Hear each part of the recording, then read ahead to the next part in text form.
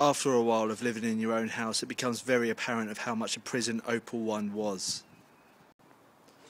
We had to pay £2 to dry our clothes there. And we had to pay £1 there to do our washing. There was no front door, and those doors it did have, we had to have a key fob to get through them.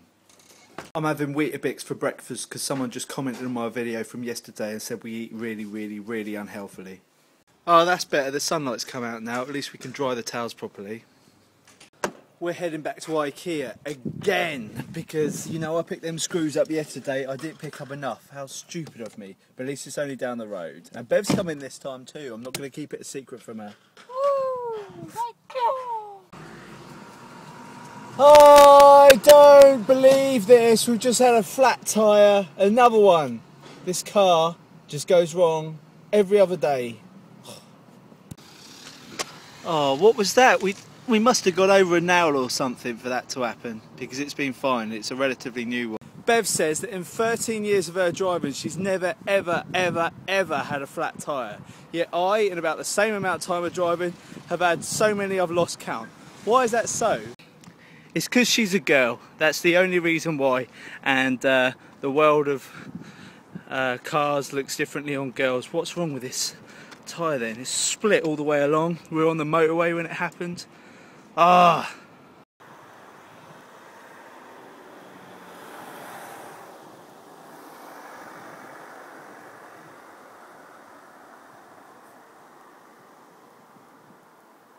Whatever, it's done now. We'll have to take that to James later and get him to put a new one on.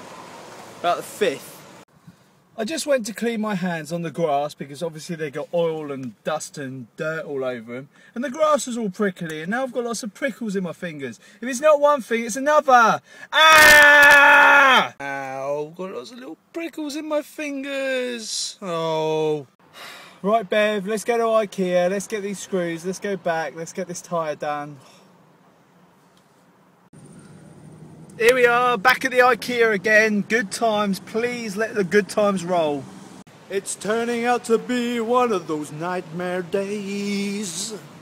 Bev, promise me you won't buy anything ridiculous and silly and not worthwhile in IKEA. Promise. Let's hope they give us the screws for free again. That's a bit odd, there's a queue today. There wasn't a queue on a Sunday. That's a bit of deja vu, isn't it? They've given me another 8 and I didn't have to pay for them. Thank you very much, but I'm not going to buy anything from the food place today. It's going to be another attempt on willpower not to buy anything while walking round. Especially on Bev's behalf.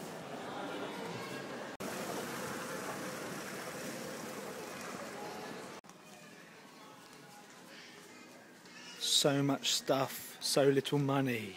The chair I used to own is gone, it's not in stock anymore. I really like that one, but it broke, which is probably why it's not in stock anymore.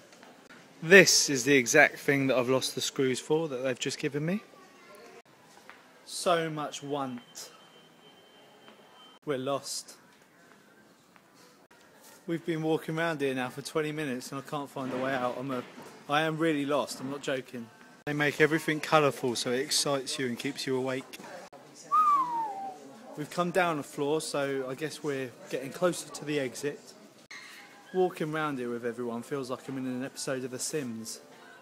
Bev's looking to get a new lampshade.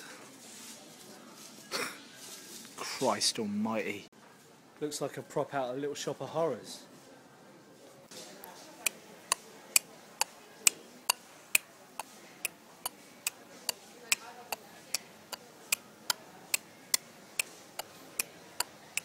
Finally, the exit is near and we haven't bought a single thing in sight.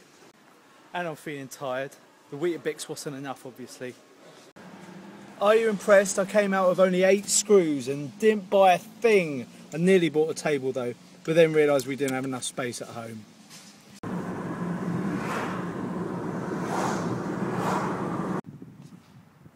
Home sweet home. Bev's trying out the lasagna I made yesterday. Any good?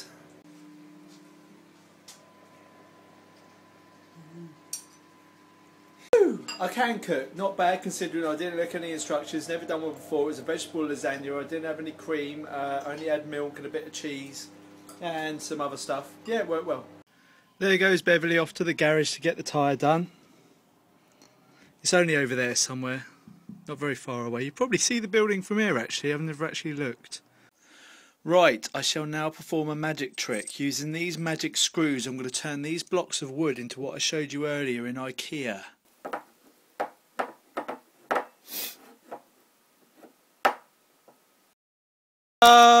All done except for one screw that I sort of lost in the last 10 minutes. I'll find it soon though.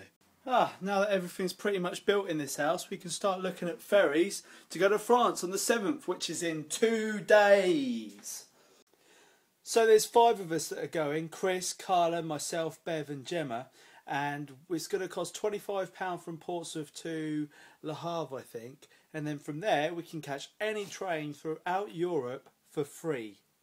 That's because we bought these Interrail tickets a few months ago and started planning it from there. It's going to be good fun.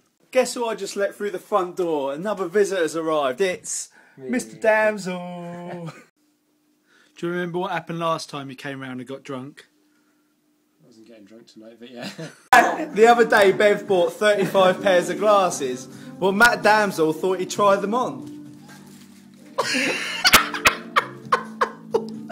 That was amazing. I can't breathe, it's crushing my nose. That was so friggin' hilarious. Still laughing about it now. I've been looking at pictures that I've done like over the years with Matthew. Because I've got something to tell you actually. I had another print accepted into an international exhibition. But before I show you that, Matthew is about to leave. Goodbye, Matthew. I like your house. Yes, I know you like my house. You can come back for many drinks later on when we're back from Europe. Hope you have a good time. Yeah, thank you very much. There's a damsel heading off in his sexmobile. He pulls some fit women in that thing, I can tell you. So, this picture I'm sure you want to know about. I'm going to go for a little change of scenery to show you all about it. I'm going to go into the compound over the road from our house because it's a nice and sunny day, and I'll show you the picture there. This is that little hole that I've got to get through. There's my picture there. Ooh, ooh. There we go, I'm through. Now, where shall I sit? Bit too dusty round here. Nice little mound will do. By the way, that's my house over there, that one. Don't the sky and clouds look magnificent today? Wow. Sun's coming in, sun's going out. Can't really make up its mind, can it, today? I found some nice blocks to sit on. Wonderful. Right, so let's look at my picture. A few of you will remember that a few weeks ago I submitted to the Edinburgh Photographic Exhibition. It's an international photography exhibition recognised by all the different countries and photographic establishments throughout the world, and I submitted 4 prints to it. Sorry about the sunlight on it, but this is the print that got accepted into the 148th International Edinburgh Photographic Exhibition. To be honest, I'm a bit daft showing you out here because it's too sunny and it's metallic paper. Although the one that I did print it on was printed on photo rag, very, very expensive gold fibre Ilford paper. Oh, bollocks. Let's have a little talk about it. It's called Phoning Home, Minneapolis Airport. I took this on the way back from Las Vegas at a stop-off in Minneapolis, and I was wandering around with my 1D Mark III, and I saw these 2 ladies here on the telephone in this cash machine, which I believe this bank's now bust, but you don't quote me on that. And I just lifted my camera up and snapped away like crazy at them. Took about 12 shots. To be totally honest, I was quite surprised they chose it. There were 6 other prints that I sent off, which I thought were much better than this one. Although some people that have seen the sets of prints, like my friend Alex Norton, this one was his favourite. So got a buzzword in the title, Minneapolis Airport. Because how many photos do you see in photography exhibitions that have been taken inside an airport?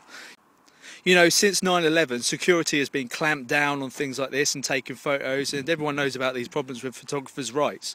So taking this photo and getting away with it for some people might seem quite lucky.